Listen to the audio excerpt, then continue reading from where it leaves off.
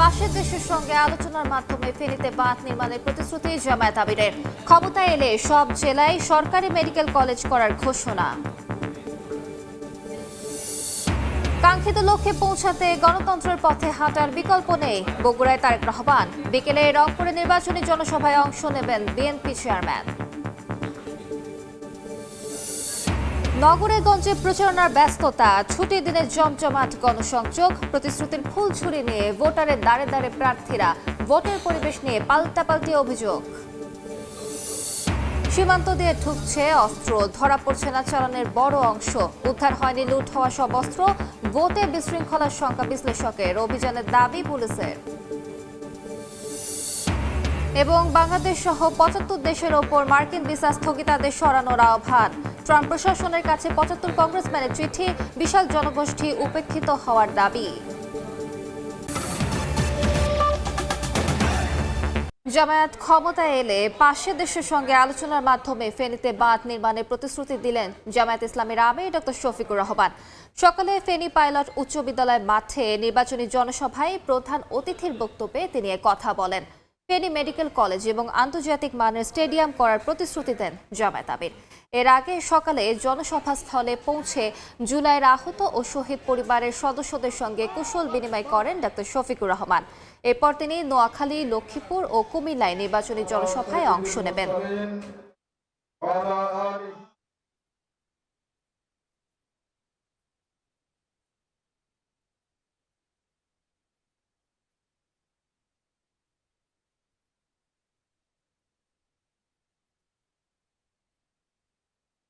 আল্লাহ যদি আমাদেরকে সেই সুযোগ দেন, আমরা জানি পার্শ্ববর্তী আমাদের প্রতিবেশী দেশের সাথে একটু এই ব্যাপারে ব্যাপার স্যাপার আছে। আমরা তাদেরকে শ্রদ্ধা করি, আশা করি তারাও আমাদেরকে শ্রদ্ধা করবে এবং তাদের সাথে আমরা ফ্রুটফুল ডায়ালগের মাধ্যমে আমরা এর শান্তিপূর্ণ সমাধান খুঁজে বের করবো ইনশাআল্লাহ। ফেনী একটা প্রসপারাস জেলা, বাংলাদেশের অর্থনীতিতে ফেনীর বিশেষ অবদান আছে। বিপুল সংখ্যক মানুষ দেশের বাইরে থাকে, তাদের পাঠানো রেমিটেন্স বাংলাদেশের একটা বিশাল অংশ জুড়ে আছে।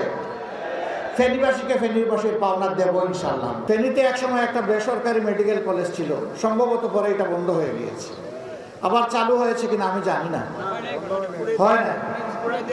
আমরা ঘোষণা দিয়েছি 18 কোটি মানুষের দেশে 64টি জেলার কোনো জেলা মেডিকেল কলেজ থেকে বঞ্চিত হবে না ইনশাআল্লাহ, এবং এটি হবে সরকারি মেডিকেল কলেজ। আগামী নির্বাচনে জনগণকে সিদ্ধান্ত নিতে হবে, জবাবদিহির সরকার হবে কিনা।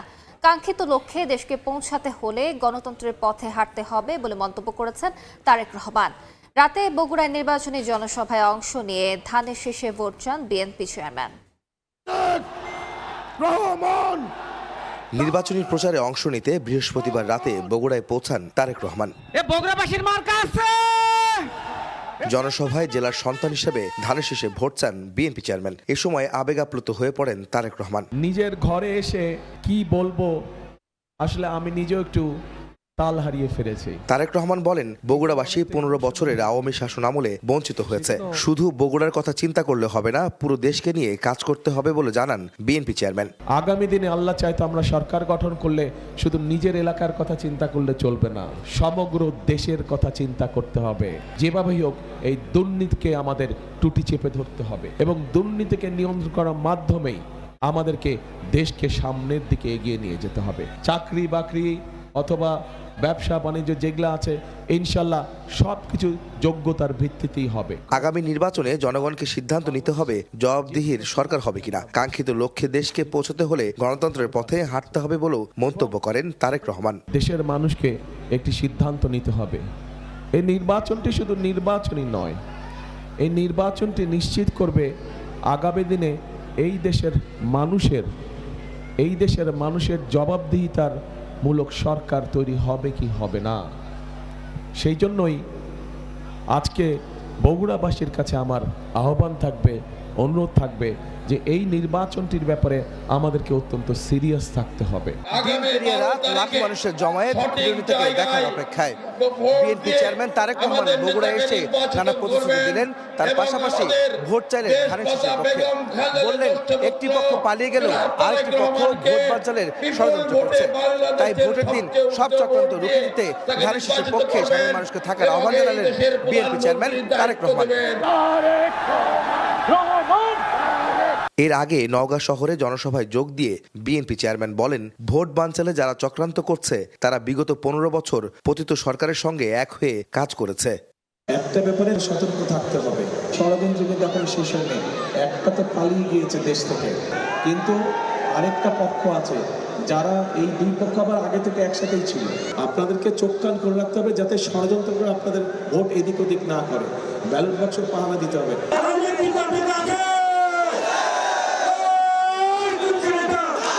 রাজশাহী ও নওগাঁর আগে উত্তরাঞ্চলে দিনভর নির্বাচনী প্রচারে অংশ নেন বিএনপি চেয়ারম্যান তারেক রহমান। আমরা এই বরেন্দ্র প্রকল্পকে চালু করতে চাই সঠিকভাবে। আবার আহমেদ সালেহীন, সময় সংবাদ। 2 দশক পর রংপুর যাচ্ছেন বিএনপি চেয়ারম্যান তারেক রহমান। তার আগমন ঘিরে উচ্ছ্বসিত নেতাকর্মীরা। এ বিষয়ে বিস্তারিত জানাতে রংপুর ঈদগাহ মাঠে আছেন সহকর্মী নাজমুল ইসলাম নিশাত। সরাসরি চলে যাচ্ছি তার কাছে। নিশাত, আমি এই মুহূর্তে রয়েছে রংপুর কালেক্টরেট ঈদগাহ মাঠে। আপনাকে জানিয়ে রাখি, প্রায় 2 দশক পর বিএনপি চেয়ারম্যান তারেক রহমান রংপুর সফরে আসছেন এবং আমরা দেখছি যে গত 2 দিন ধরে তারেক রহমানের রংপুর সফরকে ঘিরে এক ধরনের উচ্ছ্বাস লক্ষ্য করছে নেতাকর্মীদের মধ্যে। তারা যেটি বলছেন যে সামনের 13দশ জাতীয় সংসদ নির্বাচনকে ঘিরে তারেক রহমানের এই সফর দলীয় নেতাকর্মীদের যেমন উজ্জীবিত করবে, একই সাথে ভোটের মাঠে বড় প্রভাবক হিসেবে কাজ করবে। আপনি জানেন যে রংপুর অঞ্চল যেহেতু পিছিয়ে পড়া বৈষম্যের শিকার এবং এই অঞ্চলের মানুষের বিভিন্ন ধরনের প্রত্যাশা এবং দাবিও রয়েছে। সেই জায়গা থেকে আমরা যতটুকু জেনেছি বিএনপির শীর্ষস্থানীয় নেতৃবৃন্দ তারা যেটি জানিয়েছেন যে এই সমাবেশ থেকে তারেক রহমান রংপুর অঞ্চলের বৈষম্য দূরীকরণের যে পদক্ষেপ সেটির বিষয়ে একটি বার্তা দিতে পারেন। এই অঞ্চলের তিস্তা মহাপরিকল্পনার বাস্তবায়ন থেকে শুরু করে ইকোনমিক জোন থেকে শুরু করে ভারী শিল্প স্থাপনের মধ্য দিয়ে কর্মসংস্থান তৈরির একটি বড় ঘোষণা কিংবা প্রতিশ্রুতি আসতে পারে আজকের এই জনসমাবেশ থেকে। এবং ইতিমধ্যেই আমরা দেখছি যে জনসমাবেশ বাস্তবায়ন কমিটির যারা নেতৃবৃন্দ তারা কিন্তু এখানে এসছেন এবং কিছুক্ষণ আগেই বিএনপির বিভাগীয় সাংগঠনিক সম্পাদক আসাদুল হাবিব দুলু তার সাথে আমরা কথা বলেছি। তিনি যেটি বলেছেন যে এই সমাবেশ ঘিরে আজ রংপুর জনসমুদ্রে পরিণত হবে। বিভাগের যে 8টি জেলা এবং এই 8 জেলার যে 33 জন বিএনপি মনোনীত প্রার্থী রয়েছেন তারাও আজকে এই মঞ্চে উপস্থিত থাকবেন এবং একই সাথে পুরো বিভাগ থেকেই মূলত নেতাকর্মীরা এই মাঠে আজকে আসবেন। এবং ইতিমধ্যেই আমরা যতটুকু জেনেছি যেহেতু দূর দূরান্ত অনেকগুলো জেলা রয়েছে, ঠাকুরগাঁও, পঞ্চগড়, নীলফামারী, সেসব জেলা থেকে নেতাকর্মীরা কিন্তু রওনা করেছেন এবং বলা যেতে পারে যে জুমার নামাজের পরে মূলত মাঠে দলীয় নেতাকর্মীরা আসতে শুরু করবেন এবং ইতিমধ্যে রংপুর মহানগর, রংপুর জেলার যারা নেতৃবৃন্দ তারা কিন্তু এই সমাবেশ স্থলে এসছেন এবং এই সমাবেশ ঘিরে খুঁটিনাটি যে বিষয়গুলো রয়েছে তারা কিন্তু সেটি পর্যবেক্ষণ করছেন। আপনাকে আরেকটু জানিয়ে রাখি যে শিডিউল সময় দেওয়া হয়েছে সেখানে 3:45 গণ অভ্যুত্থানের প্রথম শহীদ আবু সাঈদের কবর জিয়ারত করবেন তারেক রহমান, সেটি হলো পীরগঞ্জে এবং এখানে তারপরে এই জনসমাবেশ স্থলে আসবেন তারেক রহমান, সেটি 4:45। তো সবকিছু মিলিয়ে আমরা যেটি দেখছি নেতাকর্মীরা যেটি বলছেন যে দীর্ঘ 17 বছর পর বিদেশ থেকে দেশের মাটিতে ফেরার পরে এই যে উত্তরবঙ্গ সফর, রংপুর অঞ্চল যিনি সফর করছেন এর মধ্য দিয়ে নেতাকর্মীদের যে আকাঙ্ক্ষা কিংবা দীর্ঘদিনের যে প্রত্যাশা ছিল তাদের প্রিয় নেতাকে কাছ থেকে দেখবার, তার বার্তা নেবার এবং রাজনীতিতে সব সংকট বিভেদ ভুলে সামনের যে নির্বাচন সেই নির্বাচনে সবাই সম্মিলিতভাবে কাজ করার যে প্রত্যয় সেটি মূলত এই সমাবেশের মধ্য থেকে এক ধরনের বার্তা আসবে। সবকিছু মিলে আমরা দেখছি যে তারেক রহমানের যে আগমন এবং এই যে নির্বাচনী জনসভা, এই জনসভাকে ঘিরে নেতাকর্মীদের মধ্যে ব্যাপক উচ্ছ্বাস আমরা লক্ষ্য করছি। তো সবকিছু মিলে এই ছিল আমার কাছে এখানকার সর্বশেষ খবর। সরাসরি যুক্ত ছিলাম রংপুরে। আবারও 11 দলীয় জোটে নির্বাচনী সমাবেশের খবর। নির্বাচনী জনসভায় যোগ দিতে নোয়াখালী যাচ্ছেন জামায়াত আমির ডক্টর শফিকুর রহমান। সেখানে আছেন সহকর্মী আতিয়ার সজল। সরাসরি চলে যাচ্ছি তার কাছে। সজল, বিস্তারিত জানাবেন। বাংলার মাটিতে দাফন করা হবে ইনশাআল্লাহ। ত্রয়োদশ জাতীয় সংসদ নির্বাচনের যে নির্বাচনী প্রচারণা, সেই প্রচারণার চট্টগ্রাম বিভাগের যে জামাতের যে জোট 11 দলীয় জোটের সে প্রচারণার অংশ হিসেবে জোটের যিনি প্রধান রয়েছে জামাতের আমির ডক্টর শফিকুর রহমান আজ ফেনীতে তার নির্বাচনী প্রচারণার মাধ্যমে এই চট্টগ্রাম বিভাগের সফর শুরু করেছেন এবং তিনি কিছুক্ষণ আগে চট্টগ্রামের জনসভায় যে ফেনীর যে জনসভা সেখান থেকে বক্তব্য শেষ করে এখন নোয়াখালীর উদ্দেশ্যে হেলিকপ্টার যোগে আসছেন কিছুক্ষণের মধ্যে। নোয়াখালীর যে এখানে জিলা স্কুল মাঠ রয়েছে সেই জিলা স্কুল মাঠেই কিন্তু তার জনসভাকে ঘিরে ইতিমধ্যে লক্ষাধিক লোকের সমাগম ঘটেছে এবং কানায় কানায় পূর্ণ হয়ে গিয়েছে পুরো মাঠ। আমরা এখানে সকাল থেকে যেটা দেখেছি খণ্ড খণ্ড মিছিল নিয়ে নোয়াখালীর বিভিন্ন প্রান্ত থেকে এখানে নেতাকর্মীরা আসতে শুরু করে এবং এখন পর্যন্ত দেখতে পাচ্ছেন মাঠটি পুরো কানায় কানায় পূর্ণ হয়ে রয়েছে। অত্যন্ত সুশৃঙ্খলভাবে নেতাকর্মীরা যে তাদের যে দলের সর্বোচ্চ নেতা ডক্টর শফিকুর রহমান তিনি আসবেন এবং তার বক্তব্য শুনবেন এবং এখান থেকে তিনি বক্তব্য শেষ করে লক্ষ্মীপুর এবং লাকসাম থেকে কুমিল্লার বিভিন্ন অংশে তিনি আজকে জনসভা বা প্রচারণা চালাবেন এবং আজকে যে নোয়াখালীতে এই জনসভায় এই নোয়াখালীর 6টি আসনের জোটের যারা প্রার্থী রয়েছে 11 জোটের প্রার্থী, এখানে জামাতের মনোনীত প্রার্থী রয়েছে তাদের 4 জন এবং এনসিপির 2 জন এই জোটের, এদেরকে কিন্তু আজ পরিচয় করিয়ে দেবেন এবং এখানকার জনসভাকে ঘিরে কিন্তু নোয়াখালীবাসীর ব্যাপক আগ্রহ উদ্দীপনা রয়েছে। কারণ জানেন এখানে প্রধান কিছু দাবি রয়েছে জামাতের আমিরের কাছে, তার মধ্যে অন্যতম রয়েছে প্রবাসী অধ্যুষিত লক্ষাধিক প্রবাসী অধ্যুষিত এই যে নোয়াখালী জেলায় একটি আন্তর্জাতিক মানের বিমানবন্দর একটি নির্মাণের দাবি তারা করবেন। এছাড়াও তারা অন্যান্য দাবি রয়েছে ঢাকার সাথে নোয়াখালীর যে নন স্টপ রেল যোগাযোগ সেটি তারা দাবি করবেন এবং আমরা যেটা জানেছি যে বন্যা জলোচ্ছ্বাস এবং নদীভাঙ্গা থেকে রক্ষার জন্য এই জনপদের মানুষের দীর্ঘদিনের দাবি রয়েছেন। এ ধরনের কথাবার্তা কিন্তু দাবিগুলো কিন্তু তারা করছেন। সব মিলেই কিন্তু আমরা দেখেছি যে এই জনসভায় কিছুক্ষণের মধ্যে হয়তো ডাক্তার শফিকুর রহমান আসবেন এবং বক্তব্য রাখবেন। সেই বক্তব্য শোনার অপেক্ষা লোকজন রয়েছে এবং এরপর তিনি বনসভা এখান থেকে বক্তব্য শেষ করে লক্ষ্মীপুরের উদ্দেশ্যে যাবেন। আমরা সবশেষ পরিস্থিতি আপনাদের জানানোর চেষ্টা করব। এই ছিল এখান থেকে জনসভার সবশেষ। সরাসরি যুক্ত ছিলাম নোয়াখালীতে। সময় সংবাদে আরো থাকছে। কক্সবাজারের টেকনাফে গহীন পাহাড়ে আটকে রেখে মারধর, মুক্তিপণ দিয়ে 2 দিন পর ছাড়া পেলেন অপহৃত 6 কৃষক। অপহরণকারীদের ধরতে অভিযানে পুলিশ।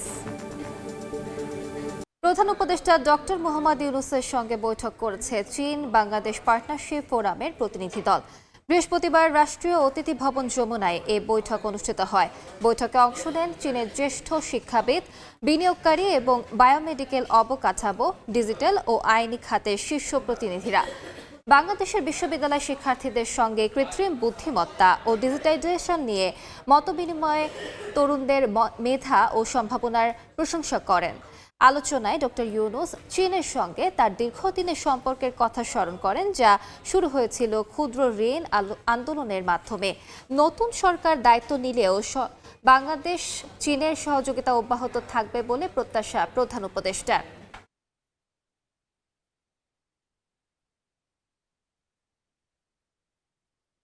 ছুটির দিনে সকাল থেকেই প্রচারণায় ব্যস্ত প্রার্থীরা। এই মুহূর্তে রাজধানীর সূত্রাপুরে আছেন সহকর্মী তাসনিয়া নিশাত মিম এবং বাড্ডায় আছেন নাইম হাসান। সরাসরি শুরুতেই যাচ্ছি মিমের কাছে।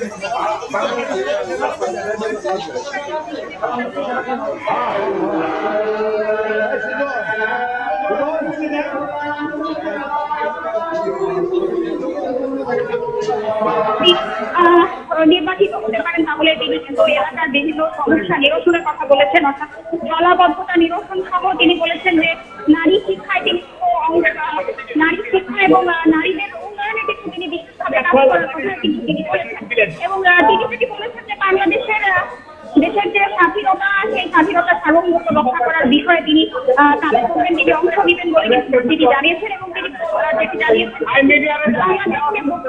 অন্যতম শক্তিশালী রাজ্য হিসেবে গড়ে তোলার প্রতিশ্রুতি দিয়েছেন। তো আমরা যেমনটি দেখছি যে এই আসনটিতে কিন্তু আমরা যেটা জানি যে 2,92,282 কিন্তু ভক্ত সমর্থকের বলছেন যে তিনি তাদের উন্নয়নে কাজ করবে। তো আমরা একটু কথা বলবো তার সাথে, ভক্তদের তিনি আরো কি কি প্রতিশ্রুতি রাখছেন আমরা একটু তার কাছ থেকে জানতে চাই।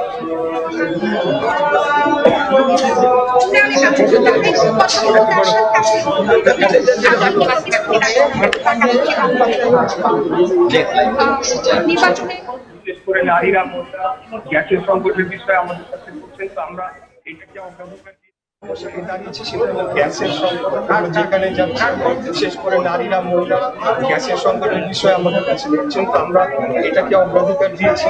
এর পাশাপাশি যানজট নিরসন, জলাবদ্ধতা নিরসন এবং এখানে মাদকের সমস্যা রয়েছে, আইন শৃঙ্খলা পরিস্থিতির উন্নয়ন ঘটানো, এই বিষয়গুলোকে কাজ করতে চাই। এর পাশাপাশি দীর্ঘমেয়াদে আমাদের এখানকার যে অবকাঠামো সেগুলোকে উন্নয়ন করা দরকার রয়েছে। ড্রেনেজ ব্যবস্থা সচল করতে হবে, অনেক জলাশয় দখল হয়ে গেছে, সেগুলো উদ্ধার করা দরকার। এবং পাশাপাশি আমরা এখানকে অনেক বেকার যুবকরা রয়েছে যাদের তো আমরা যেমনটি দেখছি তিনি কিন্তু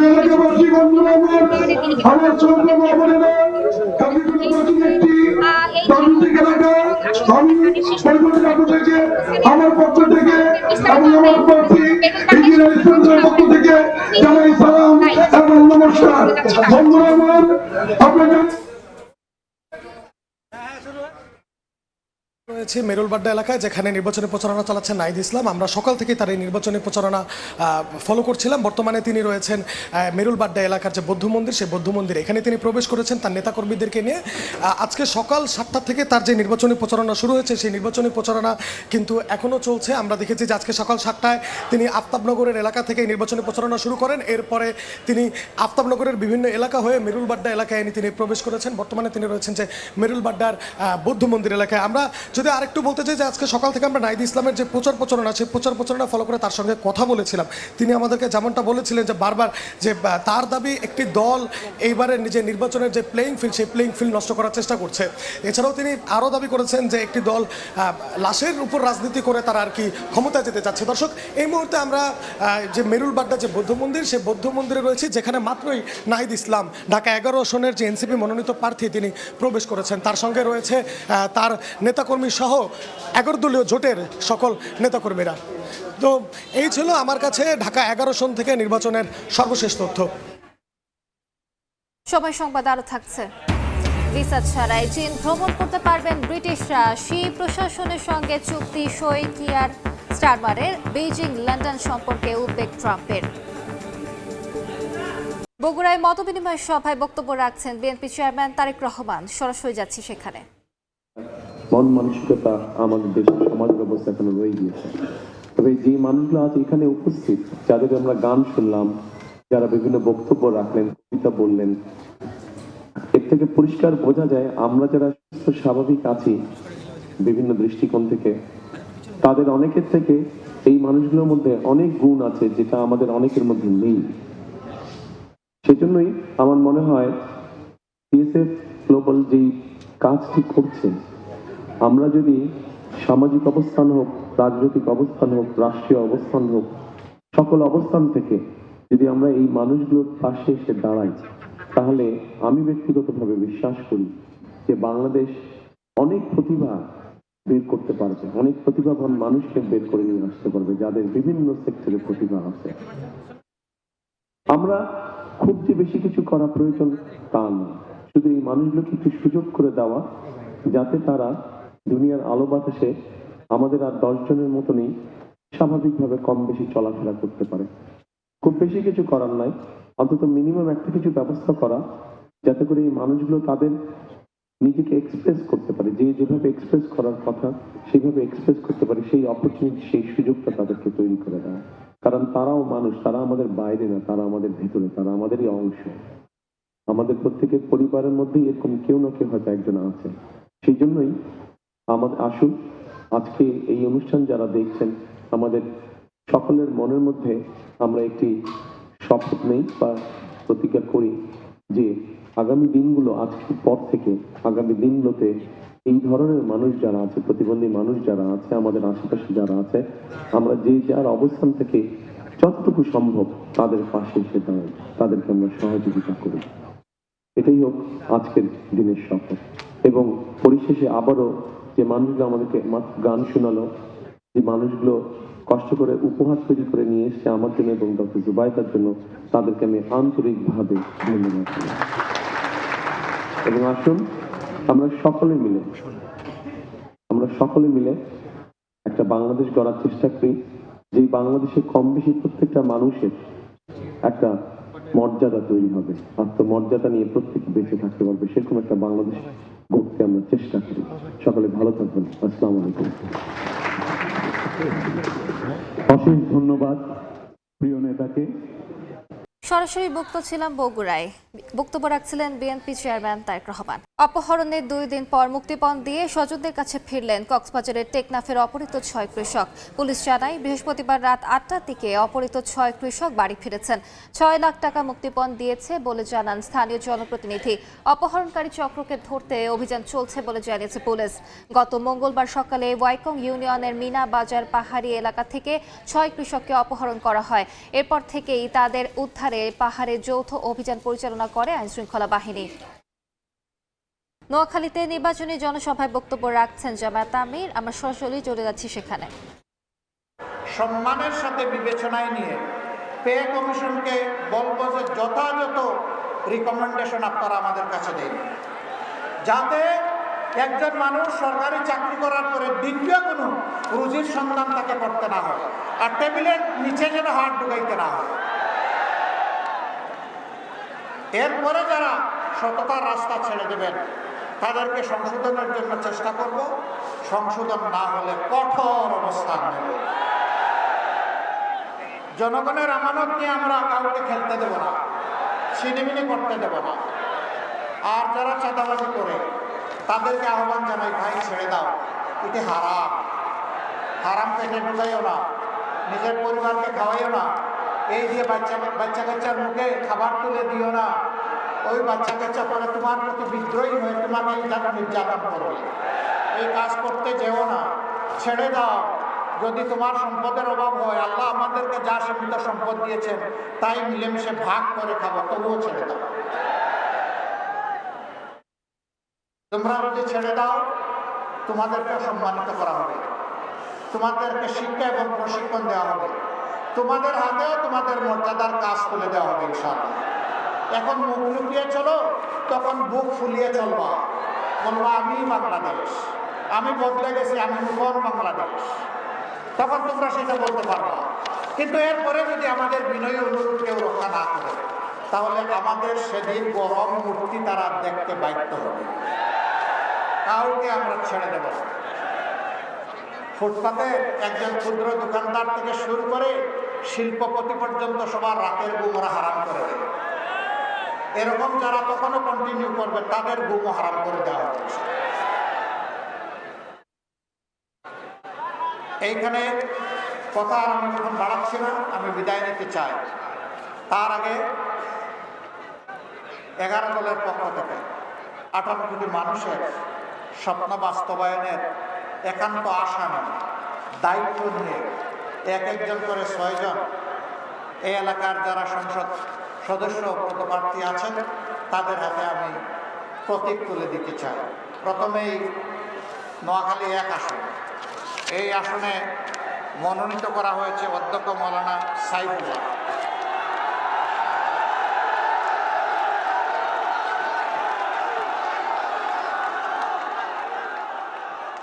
আমরা ঐক্যবদ্ধ বাংলাদেশ, একটা প্রতীক ইনশাল্লাহ 4 জনের হাতে যাবে। ধরেন শক্ত করে, জনগণের ওজন বহন করতে হবে। আমরা সরাসরি যুক্ত ছিলাম নোয়াখালীতে। বক্তব্য রাখছিলেন জামায়াত আমির ডক্টর শফিকুর রহমান। বাংলাদেশ ও পাকিস্তান সহ 75টি দেশের ওপর অভিবাসী ভিসা প্রক্রিয়ায় স্থগিতাদেশ তুলে নিতে মার্কিন পররাষ্ট্রমন্ত্রী মার্কো রুবিও এবং হোমল্যান্ড সিকিউরিটি মন্ত্রী ক্রিস্টি নয়েনকে চিঠি দিয়েছেন 75 কংগ্রেসম্যান। বৃহস্পতিবার দেয়া ওই চিঠিতে বলা হয়, স্থগিতাদেশের কারণে বিশ্বের প্রায় 40% মানুষ অভিবাসী ভিসা স্থগিতাদেশের আওতায় পড়েছেন। সরকারের এমন সিদ্ধান্তে বিশাল এই জনগোষ্ঠী উপকৃত হচ্ছে উল্লেখ করে সমালোচনা করা হয়। গত 21 জানুয়ারি 75টি দেশে অভিবাসী ভিসা দেওয়ার প্রক্রিয়া স্থগিত করে যুক্তরাষ্ট্র। পররাষ্ট্র দফতর জানায়, যেসব দেশের অভিবাসীরা মার্কিন নাগরিকদের কল্যাণ ভাতা অগ্রহণযোগ্য হারে নিয়ে থাকে তাদের ভিসা প্রক্রিয়া স্থগিত থাকবে।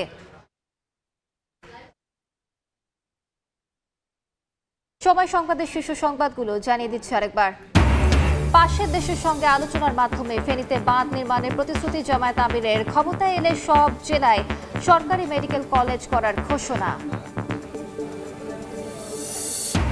এবং সবার মর্যাদা সমুন্নত রেখে নতুন বাংলাদেশ গড়তে চায় বিএনপি। বগুড়ায় তারেক রহমান। বিকেলে রংপুরে নির্বাচনী জনসভায় অংশ নেবেন বিএনপি চেয়ারম্যান।